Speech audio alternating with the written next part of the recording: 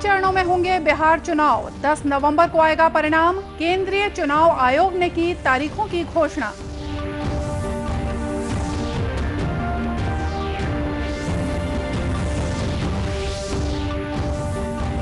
कृषि विधेयकों और श्रम कानूनों से किसानों और कामगारों को मिलेगा लाभ। पंडित दीनदयाल उपाध्याय की जयंती पर प्रधानमंत्री ने की भाजपा नेताओं से बात।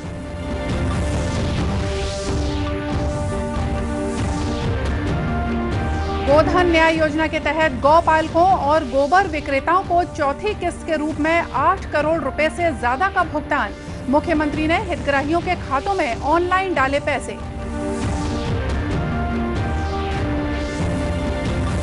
और कोरिया जिले के खाड़ा जलाशय फूटने पर जल संसाधन विभाग के 2 अधिकारी निलंबित। विभागीय मंत्री रविंद्र चौबे ने की कार्रवाई।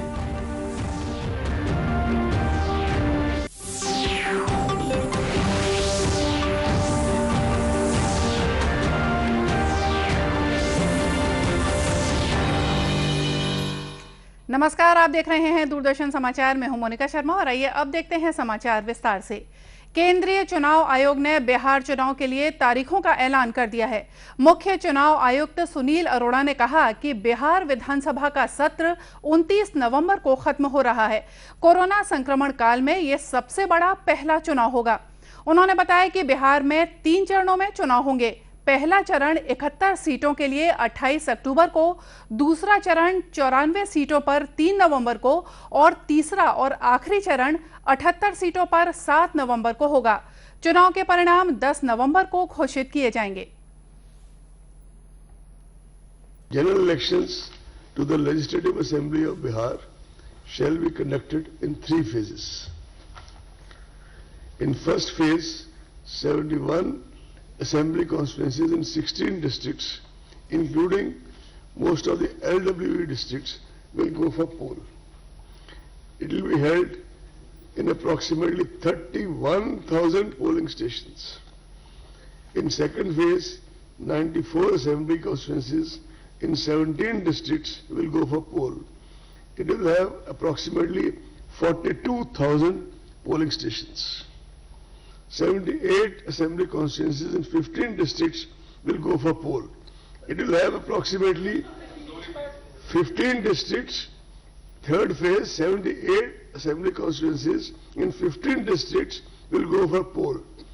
It will have approximately 33.5 thousand polling stations. इस बार नए सुरक्षा मानकों के तहत चुनाव कराए जाएंगे। पोलिंग बूथों की संख्या बढ़ाए जाने के साथ ही बूथों पर मतदाताओं की संख्या को कम किया जाएगा।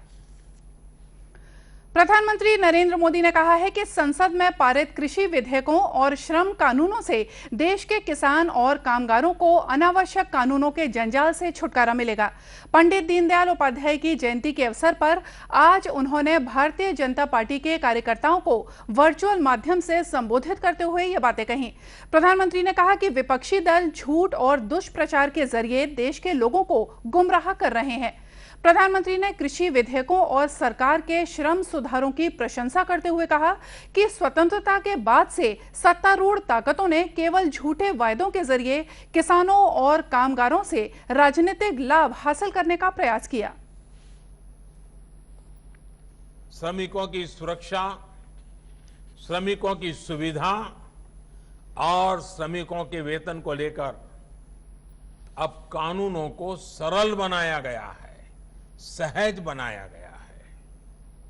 नए कानूनों के माध्यम से देश के सभी करीब 50 करोड़ संगठित और असंगठित क्षेत्र के श्रमिकों को वेतन मिले और वो भी समय पर मिले, इसको कानूनी रूप से अनिवार्य कर दिया गया है।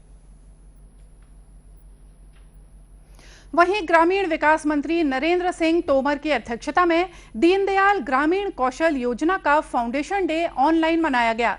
दरअसल ग्रामीण विकास मंत्रालय ने आज ही के दिन 2014 में कौशल विकास कार्यक्रम को दीनदयाल उपाध्याय ग्रामीण कौशल योजना के रूप में फिर से विकसित किया है, जिसके माध्यम से अधिक पहुंच, कवरेज और गुणवत्ता पर जोर दिया गया। स्थापना दिवस को सरकार ने कौशल से कल बदलेंगे कार्यक्रम के रूप में मनाने की घोषणा की। अंत्योदय मिशन की भावना अंतिम व्यक्ति तक पहुंचने में निहित है और विभाग भी इस आदर्श वाक्य को साकार करने की दिशा में काम कर रहा है। मुख्यमंत्री भूपेश बघेल ने गोधन न्याय योजना के तहत प्रदेश में 83,809 गौ पालकों और गोबर विक्रेताओं को चौथी किस्त के रूप में 8 करोड़ 2 लाख रुपए की राशि का ऑनलाइन भुगतान किया।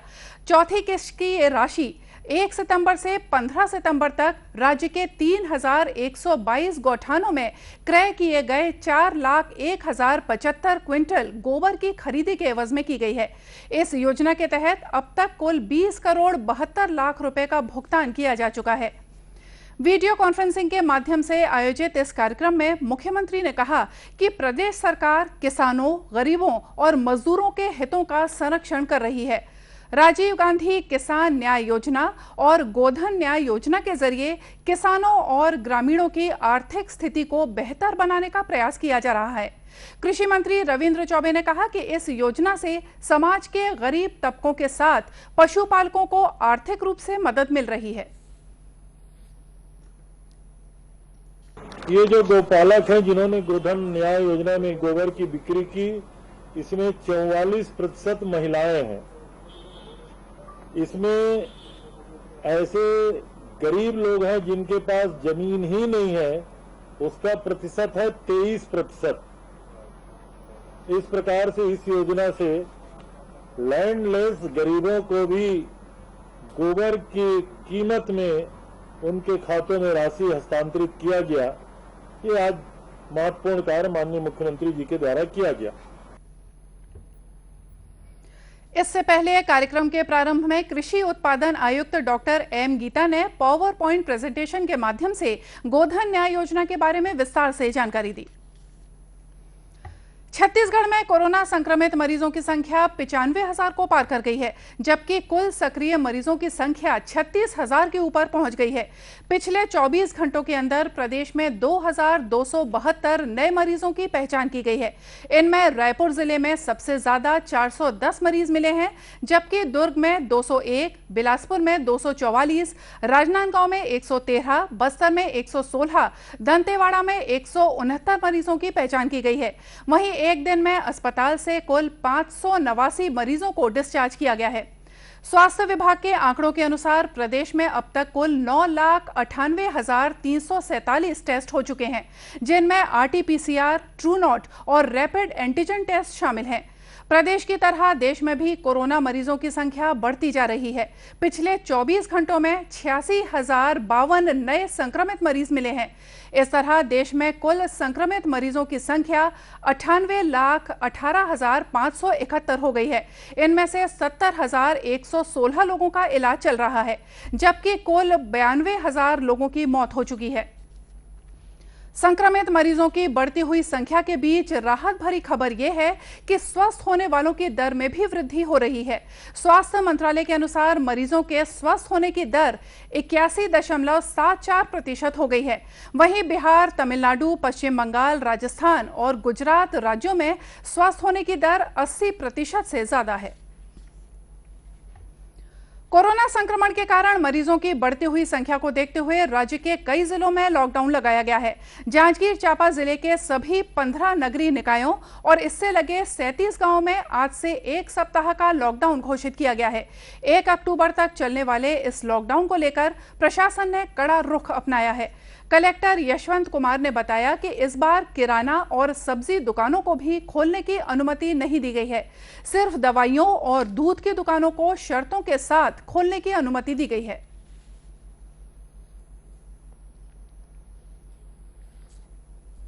15 नगरीय निकायों में कंटेनमेंट जोन घोषित किए गए हैं।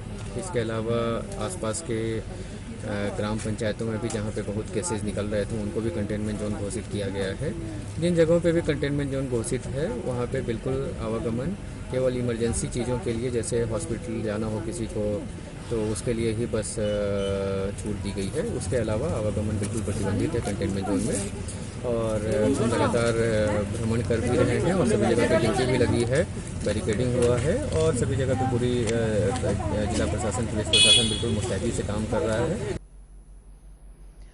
इसी तरह कोरिया जिले में भी 5 दिनों का लॉकडाउन घोषित किया गया है।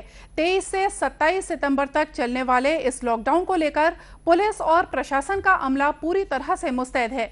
जिले के कलेक्टर सत्यनारायण राठौर ने बताया कि लॉकडाउन के दौरान सिर्फ आवश्यक वस्तुओं में दूध और मेडिकल दुकानों को ही शर्तों के साथ खोलने की छूट दी गई है। 23 सितंबर से पूरे जिले ब्लॉक मुख्यालय और बड़े कंटेनमेंट जोन बनाए गए हैं। लगभग सभी तरह के बंद रहेंगे और इसमें सुबह 7 से 10 फल, दूध और इसके अतिरिक्त मेडिकल जो दुकानें हैं वो खोले रह सकते हैं। और जहाँ तक चूँकि काफ़ी फैल रहा था पूरे जिले में भी, जिसके कारण उनकी कंटेनमेंट जोन के लिए आदेश जारी किया गया। जिले में सेकेंड स्तर पर क्या पहल किया था?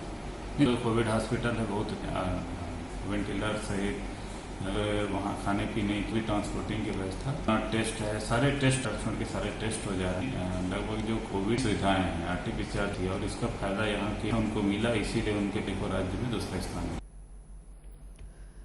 श्री राठौर ने बताया कि जिले के चिकित्सकों के बेहतर काम के कारण कोरिया जिले में कोरोना मरीजों के ठीक होने की दर 80% तक पहुंच गई है, जो कि पूरे प्रदेश में दूसरे नंबर पर है। उन्होंने इसके लिए स्वास्थ्य विभाग की पूरी टीम के साथ जिले की जनता को बधाई भी दी। जशपुर जिले में आज हाथियों के हमले की 2 अलग अलग घटनाओं में एक महिला समेत 2 लोगों की मौत हो गई। बताया गया है कि तपकरा के दाइज बहार जंगल में मशरूम इकट्ठा करने गई महिला इग्नेशिया पिग्गा का हाथियों के दल से सामना हो गया। हाथियों ने महिला पर हमला कर दिया, जिससे वो गंभीर रूप से घायल हो गई थी, जिसे उपचार के लिए एक निजी अस्पताल में भर्ती कराया गया। वहां उसकी मौत हो गई। वहीं एक अन्य घटना में कुनकुरी वन परिक्षेत्र के घुमाडांड निवासी बिथनाथ राम की हाथियों के हमले से मौत हो गई, जबकि उसका पुत्र किसी तरह अपनी जान बचाकर वहां से भाग निकला। जिले के वन मंडल अधिकारी श्री कृष्ण जाधव ने बताया कि दोनों मृतकों के परिजनों को 25-25 हजार रुपए की आर्थिक सहायता राशि दी गई है। साथ ही उन्होंने ग्रामीणों को जंगल में नहीं जाने की अपील भी की है।